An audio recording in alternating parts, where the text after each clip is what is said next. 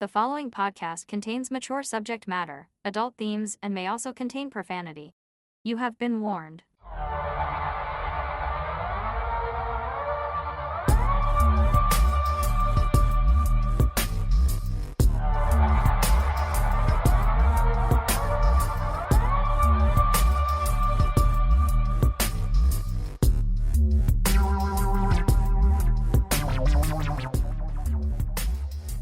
Hello, Absurdians. Hello.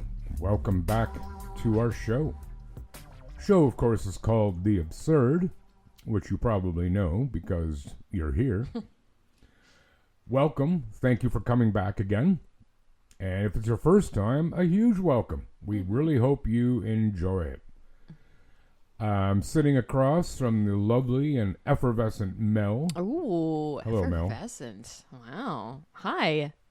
How are you? Fine. Rod. Thank you for remembering my name this time. I'm well, and you? Doing all right. Good. Doing all right. Ooh, not feeling too good myself. Sorry. Don't be sorry. You keep going. I will. All right. Except we'll probably get sued if Joe Cocker, who I think is dead. I think he is. I never liked him anyway. I mean, I don't know him personally. Well, I'm sure he was a lovely man. Maybe. Yeah. Yeah, so you're well. How was your weekend? Good? Weekend was all right. Yeah? Yeah, nothing too exciting. No, that's good. Yeah, just kind of chilling. And Not exciting is nothing wrong with that. nothing wrong with that. Not a dang thing. No. Hmm. How about you? Weekend was pretty good. I went Saturday afternoon to a semi-surprise 60th birthday for one of my oldest friends. I've known him since, I think, grade 4, maybe 3. Named Howie. You know Howie. I do know Howie. A.K.A. Howard A. Brown. And you can ask what the A stands for? Alan. You'll never get it. Oh. But it's not Alan. Oh. Want me to tell you? Yes. Alfred. Alfred. Yeah. Okay. That's a good historical name because I think maybe, if not the first king of England, one of the very earliest was named King Alfred. Okay. Yeah. Whenever I hear that name, I think of the main character who represented Mad Magazine, Alfred E. Newman. You know, the kid with the buck teeth or missing a tooth. You're too millennial to remember that. I'm not a millennial. Yeah. No offense to millennials, but I'm not a millennial. No offense to millennials. Yeah, so that was good. I saw a few people I've not seen in quite a long time, in years in some cases. And this was at Rural Roots? It was indeed at Rural Roots. Yeah. Talked to Roger for a bit. Nice. I had 3 pints of Kolsch, which is my favorite beer there. Yeah. I went with my friend Nicole, and she also had a Kolsch. First she had a lemonade because they had some lemonade made. Okay. Which she quite liked. Like alcoholic lemonade? Well, you could get it alcoholic. She did not. Okay. But then she tried to sip of my beer. She goes, "No, that's okay. I could probably have one." I'm like, "Sure, you could have one." So she had one. Excellent. And then we left and we went to the new Pipers in Elmira for a quick nibble-nabble. A nibble-nabble. Yeah, I don't know what nabble means. I don't even know if that's a word, actually. Probably not. And, yeah, we watched a bit of the football game, a.k.a. soccer. The France versus England. I'm guessing you didn't watch it. I did not. Did you hear about it? No. So you're familiar with somewhat with the game of soccer. Yeah. No, like you're aware of it. Yeah. Yeah. At the halftime, it was 4-0 England. Okay. Well, that's a smoke show. Yeah, it is. In football. Yeah, right? absolutely. France, in the second half, France got within 4-3. Then England went ahead 5-3. Then France got another one, so it ended up 6-4. Holy. Yeah, dude. That's even a pretty high score for a hockey Wow. game. Yeah, Like, absolutely. that's high average for hockey. You know? So it was something. Interesting. Because you would think a lot of people are like, they don't really care. Like, it's not the finals. Right. They were motivated, so it was cool. Then yesterday I went to Pipers in Waterloo with my wonderful friend Jimmy. Was Jimmy at the party too? He was. Yeah. Yes. And he's in 2 bands with Howie. So, right, yeah. So we went there to watch a baseball game, which started at 12:15. I tried to book a table. the latest I could get there, because there was a block of like non-availability, so I was there at like 11:35, and into my first beer by like 11:43, which is not a usual MO for me anymore. Say. No. So we watched Jay's game, then we stayed for the soccer game. We left at about halftime, which was a good move on my part, because I came home, I watched a half, and then I fell asleep in my lazy boy for like an hour. Nice. You know, uncontrollable urge to sleep. I like it. Yeah, I didn't. No? No. You know what? Yeah, I've said this before. I'm saying it again. I am more and more falling out of What? No, let me rephrase that. I'm falling out with alcohol. I'm liking it less and less and less all the time. That's not a bad thing, though. No, it's not. It's not. It's not a bad thing. And not because I don't have any alcohol problem. Like, right. As you know, I go sometimes weeks without a drink. Yeah. Yeah, me too. Yeah. What, the weeks measured different on your planet? Yeah. As I'm having a beer right now. Yeah, one of my beers. I only have one left in my house. Okay. And I'm glad you have them. By all means, have them. I only put it in the fridge today. Then I put it in the freezer for a little while to get it really cold for you. Oh, well, I appreciate that. You're welcome. I mean, you didn't say thank you, but you kind of did. I did say thank you. No, I mean just a second. Oh. Excuse me. Yeah, so... Jesus, hang on. There we go. A little bit of lung butter there stuck to my throat. Lung butter. Yeah, wow. Yeah. Yeah, and and also regarding Jimmy, he's a big listener. So they have a cottage up like Bancroft. You know where Bancroft is? Sort of yes. west of Peterborough-ish kind of thing. Southwest of Peterborough. Yes. But it's about a 5-hour drive. And he listened to us all the way there and all the way back. Oh, cool. Yeah, that's when he listens, is when he's driving. And he very much likes it. And I think I got a couple more listeners on the weekend. My friends Steve and Deanna. Who were sort of aware that I had a podcast. I meaning we, obviously. And they immediately loaded it on their phones. So very cool. Yeah, salute. And it was good to see them. I haven't talked to them and really talked to them in a couple of years. So that was really nice. On another note, I started a series last night and I binged the heck out of it. It's only 8 episodes, 1 season, that's it. I don't know if it's still on Netflix. It is a Netflix series, though, called Unbelievable.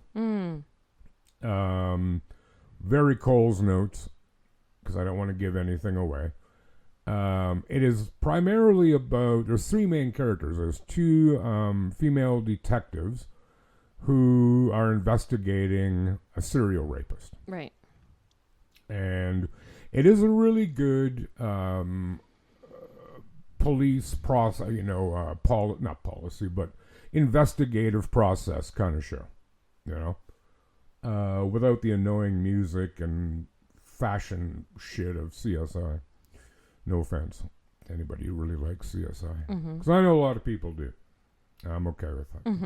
And then the third character is a young woman, like very young, like 19, who may or may not have been raped. Okay. Yes, I have watched this, actually. It was fantastic. Yeah. Fantastic. Very smartly done. It didn't, it wasn't trying to make about an agenda. Right. Because very often these shows, sometimes they can kind of pit women against men. Yes.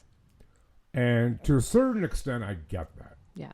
But I want it known, in case you don't, a lot of us men are as disgusted and infuriated by guys like that right. as you women are. Right. And everybody should be, unless you're a rapist. Right. In which case, your opinion doesn't matter because you don't matter. Right. So it was very cleverly done.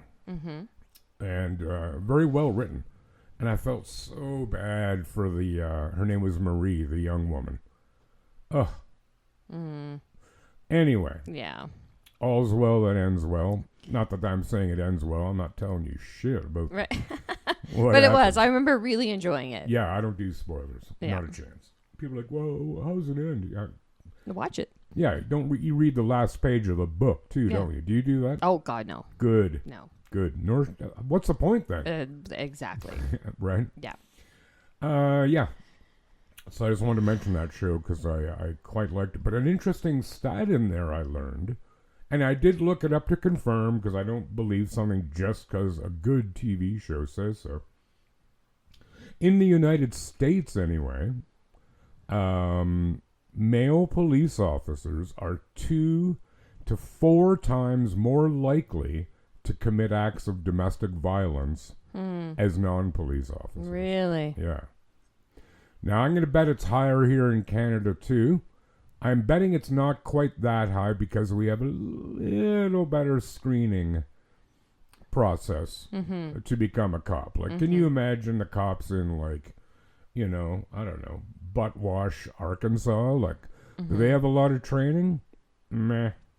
Yeah. And it is oftentimes a very toxic work environment. Misogynistic, guys who think, I'm an alpha male, which there's actually no such thing. Right.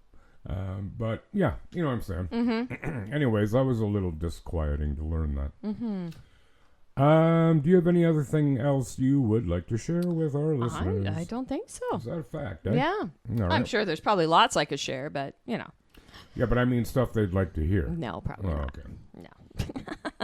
No. Yeah. Well, why don't we begin? Okay. It's my turn to start. It is your today. turn to start. Go for it. I will. Have you ever flown in like a little airplane? Like a single seat or a single engine airplane? No. Right. No. It's kind of harrowing. Yeah, I don't know if I would actually really like it. Well, because you feel a lot more out there. Yes.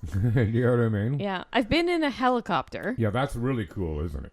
It's that's weird because it just like lifts off the ground. Like it's just kind of, it's a different feeling, but I would assume it's probably the same type of feeling of being in a smaller airplane. Just that feeling of. Yeah, it's not unlike it. It's a lot less noisy in an airplane than it is in a helicopter. Yeah. Because I presume you wore the communications headphones. Yes. Yeah, you kind of have to. Yeah. I flew in a helicopter a few times up north. And one day I decided to reenact Vietnam, so I sat on the edge of the open door with my feet hanging out. Oh. Like hell I did. Wow. Not a chance in hell. I was gonna say, Jesus. No way, dude. But yeah, small planes, I mean, they're whatever. Yeah. But this is a story about such an aeroplane. I like friends fight with pain and music is my aeroplane. That's good stuff. It's my aeroplane. Do you know that thing? Yes, I know that too. Do you know who does it? No. Those are Red Hot Chili Peppers. It's my favorite Chili Peppers album. Okay. All right, here we go. All right, let's go. All right. So, a pilot jumped out of the door of a moving plane to his death, leaving the student he was teaching to fly to land the aircraft by herself. Oh, that sounds like a good time. Flight instructor Leandro Andres Bertazzo, 42, was found dead following the incident, which took place in Toledo, central Argentina, on Saturday. This would be a week ago, this past Saturday, so 9 days ago. This is according to a statement from the country's public prosecutor published on Tuesday. Bertazzo was on board the Cessna 150 aircraft with a 22-year-old student named Rosario. The student said Bertazzo told her, quote, "You know what you have to do, carry on," before taking off his headset and seatbelt, opening the door, and jumping out of the plane. Jeepers. Eduardo Alvarez, director of the Flying Parrot Cordoba Flying School, "It would have been a much smoother ride in a Cordoba. Fine Corinthian leather." Okay, let's go. Flying school, where Bertazzo worked, told the news that there was no sign that the pilot was planning to throw himself from the plane. Bertazzo had gone on a flight with another student earlier that day, Alvarez said. Quote, he made this tragic decision on board an aircraft with another person by his side, he said. It's impossible to think about it or understand it, but the human mind is so complex. Yeah, he ain't wrong. Bertazzo was a beautiful person with a great smile, said Alvarez. We are surprised that this has happened. Opening the door of a plane in midair is extremely difficult, explained Alvarez, who compared it to trying to open the door of a car traveling at 200 kilometers an hour. That's 124 miles per hour for you people. Rosario, the student, managed to land the plane safely despite being in complete shock, he added. Jeez. The plane was undamaged. Oh, that's merciful. Bertazzo was highly experienced and had also worked as a flight instructor in neighboring Chile. Prosecutors will now investigate the exact details of the incident that led to Bertazzo's death. Well, I'm going to guess it was plummeting, into the ground probably. at a higher rate of speed. Yes. That is the cause of death. I would think so, yeah. Probably wasn't a virus. But, well, first off, my little song in there about Cordova. Mm-hmm. Do you know who the actor Ricardo Montalban is? I do not. Do you remember the show Fantasy Island? I do, but that was kind of before my time. Yeah, so the main character on it, if you saw him, you'd be like, oh, yeah. He was also Khan in Wrath of Khan, Star Trek. Awesome movie. Okay. Anyway, he did a commercial back in the 70s for, who made the Cordova? Hang on. Hey, Echo, who made the car Cordova? I'm not quite sure. Of course you're not. Shut up. Maybe it's a Pontiac. I don't know. Who cares? Anyway, he did the commercial for it. Okay. And he does have a Spanish accent. Mm-hmm. And that's why he would go like...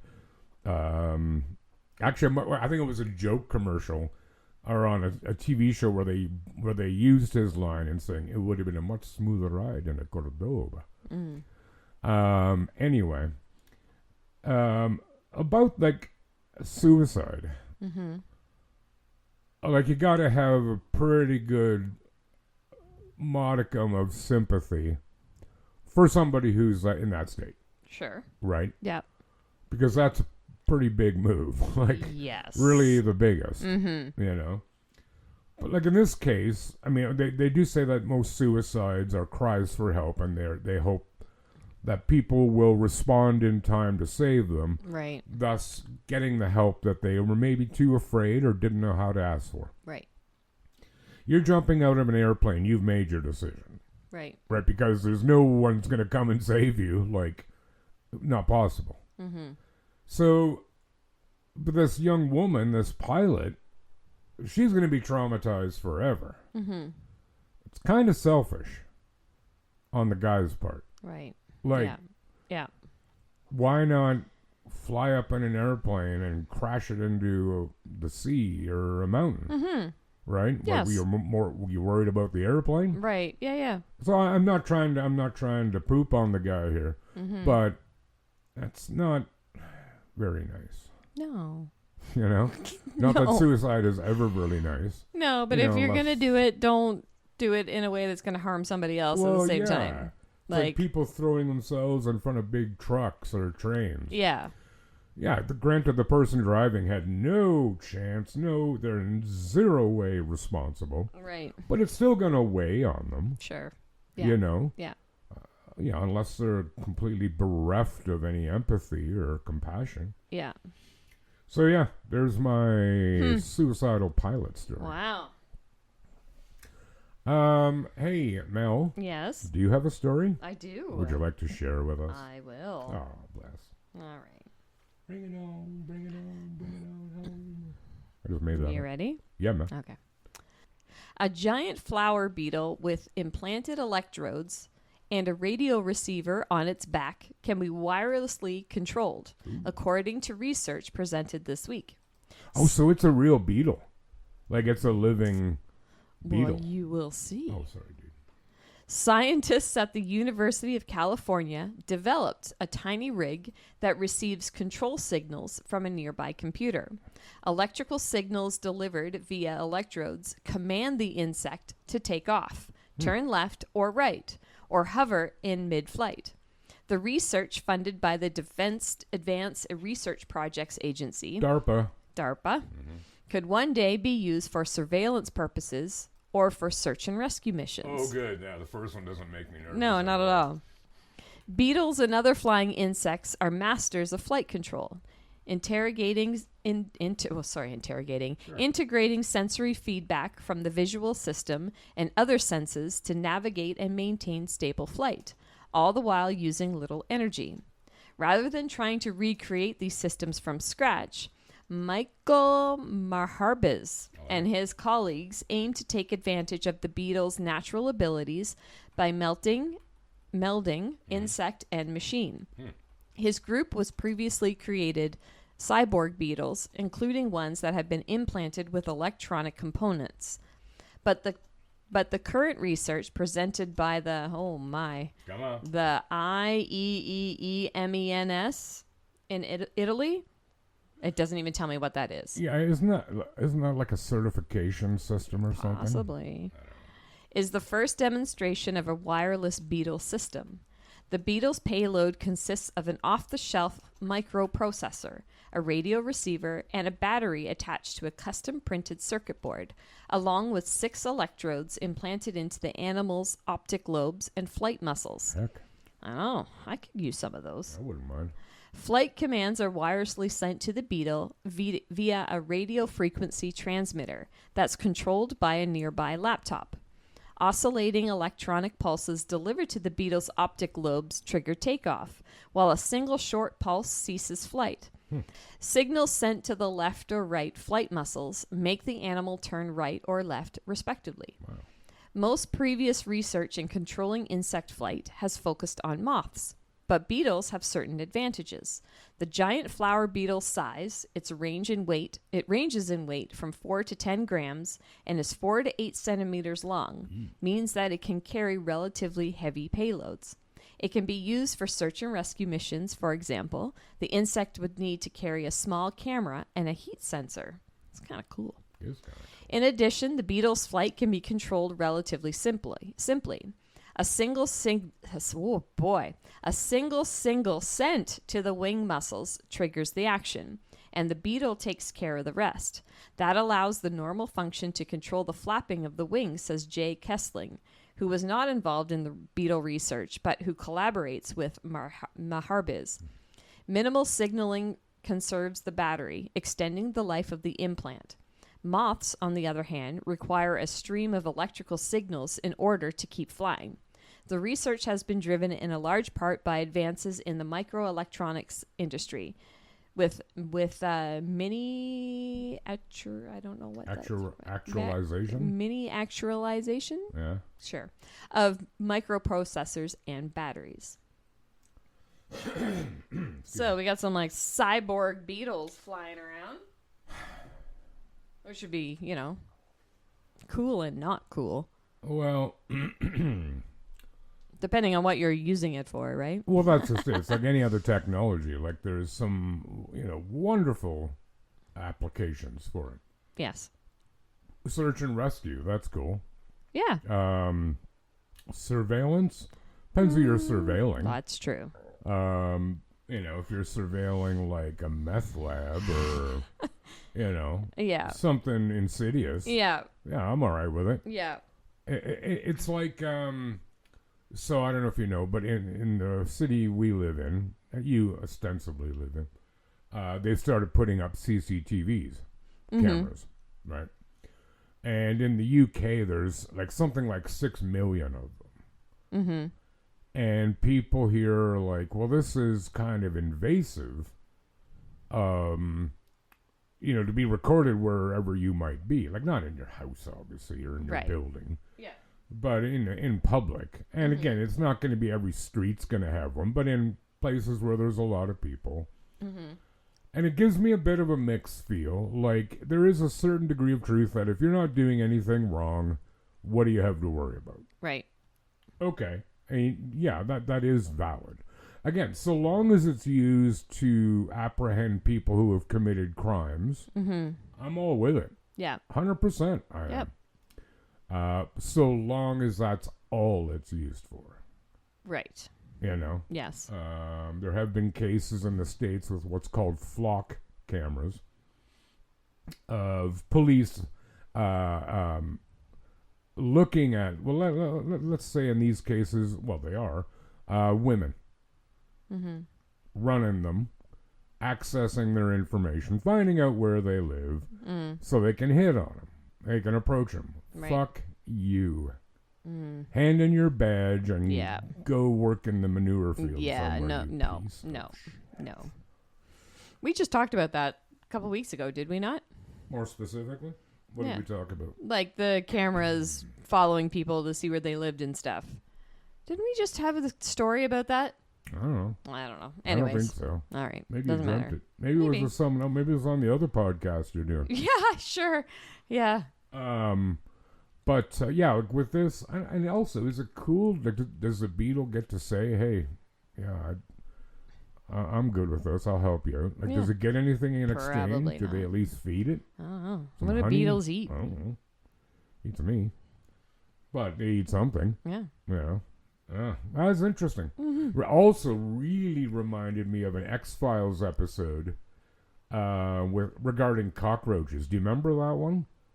With conceivably alien using insects, like mechanical insects, to explore Earth. It's actually a good one. It's funny at parts too. Okay. I recommend. Don't ask me what season or whatever. Oh yeah. But as soon as you start talking, I'm like, hey, this reminds me of that. Cool. God, I wish I could find a show that impacted me how X-Files did. Yeah, that was pretty cool. God, I love that show. You got another story? Hex to the yes, I do. All right. Here we go. So police have revealed what a doctor arrogantly told officers as he declared an 18-month-old boy dead, only for the toddler to be found alive in the hospital morgue more than 5 hours later. Vincent Lorenzo Flordolino was rushed to hospital after being found drowning in a pool at his family's Arizona home. He was declared dead and life-saving efforts were halted. But responding officers noticed that the boy was still showing signs of life as they questioned the doctor's decision. Hours later, Vincent was found alive in the hospital's freezing morgue. I said goodness. Indeed. Distressing 911 recordings reveal the terrifying moment was found drowning. 2 emergency calls were made within moments of each other, should be minutes of each other, on February 8th. Okay, based on a police report, the toddler's mother, father, and other family members had been viewing Super Bowl 60 when they noticed the boy was missing. Authorities claim that his parents, Alexis and Angelo Flordolino, were using marijuana in the garage while the toddler accessed the pool. Oh, boy. Now, the marijuana is irrelevant. But why isn't your 18-month-old with you? Right. Or in bed? Yeah. Or with somebody else? Yeah. Panic ensued when the boy was found floating face down in the water around 5:30 p.m. Per the police report, Alexis, the mother, 29 years old, retrieved her son, who was vomiting foam from the pool, and started performing CPR while 911 was called. "I just found my nephew in the pool," a relative could be heard informing the operator in one of the calls, as reported by the New York Post. Oh, God. When questioned about whether the boy was breathing, the distressed family member responded, "We're not sure." In a second call, originating from the same location, multiple people could be heard yelling as the 911 operator attempted to understand the developing situation. I'm calling, a woman cried out. "I need an ambulance," she continued. The operator verified the address before the caller said, "My nephew, My nephew was in a fall in the pool. She told the operator they weren't certain how long Vincent had been in the pool while simultaneously trying to administer CPR. The operator was asking for information including the toddler's weight and whether the home had a gate code. Do tell how this is relevant. Mm-hmm. Well, unless it's for the ambulance. I just thought of that. So they can get in. At one moment, the boy's aunt said he was starting to respond. The first call ended after 5 minutes and 51 seconds when officers reached the location. The second call ran 4 minutes. Vincent was taken to Mercy Gilbert Medical Center where he was declared dead by Dr. Arian Tosi at 6:20 p.m. His body was then moved to the morgue, but roughly 5.5 hours afterward, a medical examiner coming to retrieve his body made an astonishing discovery. Vincent was alive, with a weak heartbeat found. Vincent was flown to Phoenix Children's Hospital for care, where an MRI showed he had suffered severe brain damage. Officials believe Dr. Tosi made a significant error in pronouncing the toddler dead, as police documents show that Vincent had shown signs of life before the pronouncement. One officer remembered hearing a nurse say, "I have a pulse," before other hospital personnel joined her in attempting to revive Vincent, according to the police report. The officer then walked into the room where Dr. Tosi was talking with the boy's parents and reported what he had overheard the nurse say. Quote, "The doctor arrogantly told me he was the doctor. He has the medical degree. He went to medical school for a reason, and to let him do his thing," the officer stated in the report. Dr. Tosi went back to the emergency room and instructed staff to stop life-saving measures on the boy before declaring the time of death. As Alexis and Angelo bid their final farewells to their baby boy, both parents stated that they believed Vincent was still breathing based on the appearance of him gasping for air. The officer present also reported seeing the boy's stomach-chest area rising and falling. That's a pretty solid indication of breathing. Yeah, usually. One of the dead giveaways, really. Medical personnel told him that this was merely gas leaving the body. But when staff attempted to move Vincent's body from the morgue later that night, a female officer reported that she heard another audible gasp coming from the child, according to the report. Oh my God. "I again observed what appeared to be a gasp or air release, which was now almost an hour later," the officer recalled upon entering the morgue. Vincent's family shared on a GoFundMe page that his initial outlook was dire, revealing that doctors at Phoenix Children's Hospital had told him his organs were shutting down and that his kidneys, lungs, and liver were all struggling. His family disclosed that an initial MRI identified 2 pencil-dot areas of potential brain damage, causing grave concern among medical professionals. A follow-up MRI performed on February 12th, however, brought a wave of hope the family desperately needed. By the grace of God, the result showed no brain damage. Only a small area of bruising was found, which doctors believe may cause minor balance issues that Vincent's young brain is expected to compensate for as he grows. It reads, "Despite this miracle, Vincent still faces a long and challenging recovery. He will need extensive therapy, ongoing medical monitoring, and support for his healing organs," the family added. Both Angelo and Alexis were subject to blood tests at the hospital following the drowning incident, with results returning positive for THC. Attending officers also observed a strong odor of marijuana coming from the home's garage. As a result, the Gilbert Police Department is recommending a single felony charge of child abuse to the Maricopa County Attorney's Office. What about the doctor? Yeah. So they get busted for smoking pot, and I'm not lying. They were negligent in not watching their kid. Yes. The marijuana is irrelevant. Mm-hmm. If they had been out there having a beer Yeah. or a diet soda, Yeah.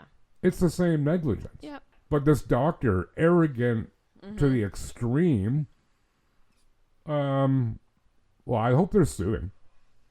I really do hope they're Sorry, is the kid okay? Well, yeah. Like, was there brain damage or something? Dude, were you paying attention in class? Or I what? was, but No. I was paying attention. So it doesn't look like there's much in the way of any brain damage except that which might impact his balance. Right. However, because of his age, it's expected that his brain will compensate for it Got as you. he grows. Okay. Versteh? Versteh. Capiche? Yes. Comprende? Got it. Yeah, that doctor's a POS. I yeah. don't like him. No.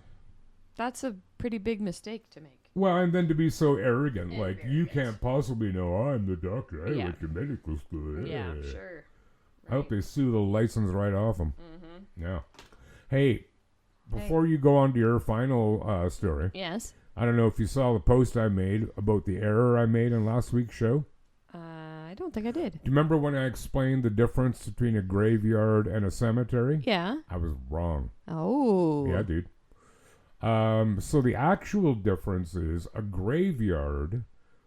I mean, obviously we use these terms interchangeably, but the actual difference is a graveyard is attached or affiliated with a church. A cemetery is not. So, you know, Union Cemetery in Elmira? Yeah. Like if you're going towards Guelph on the left-hand side? Yes. That is a cemetery. It's not Okay. affiliated with a church. Anybody Okay. can be buried there. Okay. All right? But the one down by me at the corner of, like, the old Mennonite church. Yeah. That would be a graveyard. That's a graveyard. Yep, that's okay. right. Yep, there's a difference. That's the difference. Interesting. So I actually, my friend Scott Finlay, went to university with him, lived in the same house. He corrected me. Okay. And kicked his ass for doing so. Dude. Yeah. And I'm going to give him a high five. Yeah, whatever. Yeah, but anyway, I wanted to go on record for that. I was going to do it at the beginning, but I forgot. That's okay. Do you got a story to bring everything home, wrap Yes, everything we up, do it? Ooh, Yeah. ooh. All right. Giddy up. While most people struggle to stand for a few hours, one Indian man has spent the past 12 years doing exactly that. It's crazy. As part of a spiritual vow dedicated to Lord Shiva, he gave up sitting, laying down, and conventional sleep. My friend had a cat named Shiva. Really? Yeah. There you go. Now you can call it Lord Shiva. His story has... What? I think it was a girl cat. Oh, okay. His story has gone viral online, drawing attention for its physical demands and its connection to a long tradition of spiritual discipline. But who is the man behind this extraordinary vow? I was just going to ask the same thing. Meet... okay, I'm going to try and say this. Do it. Dewal Giri G. Manjari. That's a good name. Yeah, all right. He left university at a young age to pursue a spiritual life centered on the worship of Lord Shiva. Instead of following a conventional career path, he chose the life of Satu, dedicating himself to religious practices. In recent weeks, videos showing him standing in a temple setting have circulated widely online. The footage shows him dressed in a traditional clothing with long matted hair and a lean frame. But what caught people's attention was not his appearance. It was the claim that he had not sat down for more than a decade. The practice is linked to a form of penance known as Kanda Tapasya. Tapasya. I think I had that for dinner last night. Which roughly translates to standing austerity. Manjara took a vow that required him to remain standing for 12 years as an offering to Lord Shiva. According to accounts shared online, he avoided sitting, stretching out his legs, or lying down. Even while resting, he remained upright. Instead of sleeping in a bed, he used a specially designed support structure that allowed him to rest while standing. Temple volunteers were also seen assisting him and applying ointments to his legs. Videos show significant swelling and darkening of his legs, making his physical condition a major part of the discussion. His health has not been independently examined or verified in public reports. However, the visible effects of prolonged standing have sparked debate about the physical cost of such practices. While supporters see an act of faith, critics question the need for such hardships. For many young Indians, the idea of voluntarily standing for years sounds impossible. Not just Indians, I think pretty much everybody. Yeah, I would agree. I don't want with to do that. Yeah. But within several spiritual traditions in South Asia, it has long been seen as a path towards self-discipline and devotion. The concept is known as tapasya, a Sanskrit term associated with sacrifice, restraint, and spiritual focus. Sanskrit? Sanskrit. There? Sanskrit, yeah. Okay. Did I say it right? I don't know. But yeah, it made sense. Sure. Lord Shiva is often associated with asceticism and reincarnation in Hindu tradition. Because of that connection, some devotees choose demanding practices that they believe bring them closer to the spiritual goals. For majority, standing appears to be more than a physical challenge. It is a personal expression of faith. So many things to say, but it's... Well, I mean... The pictures of this man, his poor legs, oh my goodness. Like, it does not look okay. Well, you think you'd end up with arthritis like a bastard. Well, yeah, if you're not, like... I hope he's, like, going for walks or something to keep things moving, but... Well, that's a good question, but does he just stay there all the time? I don't know. Or It kind of looks like it. Like, he just stands there. And his legs are all purple and bloated, and it looks... bleh. I don't get that. Yeah, Like, I don't get that either. Like any sort of... Higher power would not expect you to stand there for 12 years. Well, you'd like, think not. You would think not. Yeah, you'd hope not. Yeah. Like, if I was God, which I may or may not be, and somebody who was a devotee of me was doing that, I'd be looking down going, man, you are such an idiot. Go do something. Whatever. Yeah. I don't care. Yeah. Yeah. Right? Yeah. Like, but I mean, you do you, man. Yeah. You know, but there's lots of that weird shit in India. Yeah. Like, you know, sort of offerings to their gods and goddesses. Mm-hmm. By that means, you know, like the guy who had the longest fingernails in the world. Right. I'm probably going to get some bad grief over this, but I'll admit to it. Mm-hmm. I like certain aspects of the show and movies, Jackass. Mm-hmm. I don't like the peep and poo stuff, boring, right. Gross, whatever. I do like the stunts. Yeah. And I do like some of the pranks they pull on each other. Right. But the one is they do go to India, and they do a bunch of different things. But the one guy, his name is Steve O. I don't know if you know who that is. Yep. Okay. So he lies on the ground with this guy's fingernails hanging above his face, like the guy's standing up higher above him. Mm-hmm. And in a really thick Indian accent, the guy goes, "It's Miller time." And he pours the beer down his fingernails so that it goes into Steve-O's mouth, who immediately proceeds to start vomiting. Gross. Well, the fingernails, man, like he has to carry them in a big sack that goes up his hand. They're like, he has to hold his arm up like this. I'm doing this on audio. Holding my arm at about 45-degree angle upward. Mm-hmm. And his nails go down from there almost to the ground. Yuck. How can that be good for you? No. Like, it can't be your wiping hand. Ugh. Right? There's no chance. Right. What if you need a little pick? Yeah. You know, as we're all want to do at some point. Yeah, of course. Yeah. I don't get it. Yeah, I don't get that either. Whatever. Again, you know. To each his own. I guess. So, yeah, this dude, Shiva. I'm going to ask my friend if her cat was actually a male or a female. But they have one named Shiva. Shiva and Sorsha. Sorsha? Yeah. Sorsha. I don't know who that is. Interesting. Ever heard the name Kali? Kali? Yeah. That's the Hindu goddess of death. Oh. Yeah. So if you meet someone named Kali, you run. Okay. Speaking of running. Everyone should run. Run to that 5-star button and whatever you're listening to us on. Yeah. Maybe like it, share it, Yeah, review, comment, too. do all those fun things. Check like us out that. on Facebook, Instagram, TikTok. Yeah, Wherever you want. We like it. We love it. Oh God, we love it. Oh, all right. That was from the heart. That was some deep down. Yeah. Yeah, like what she said. No, I'm not going to add anything to it.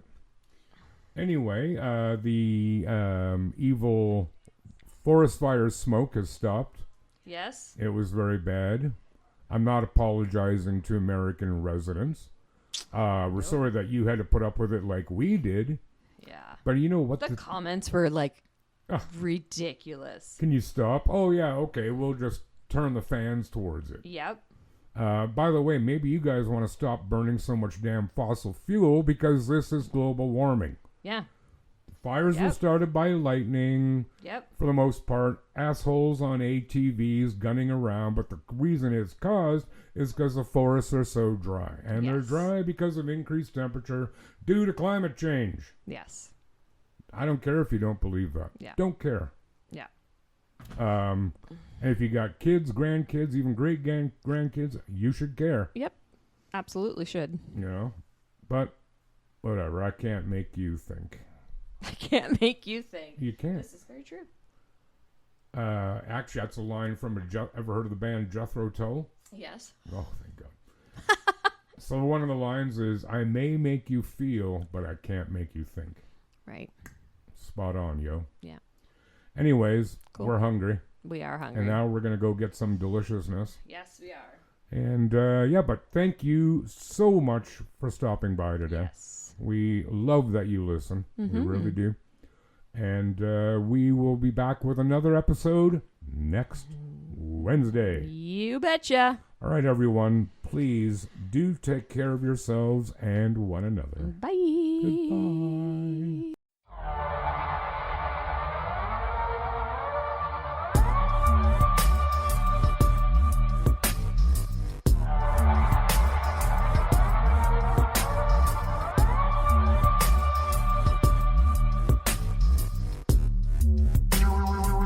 The Absurd Podcast is written, produced, and recorded by Rod and Mel.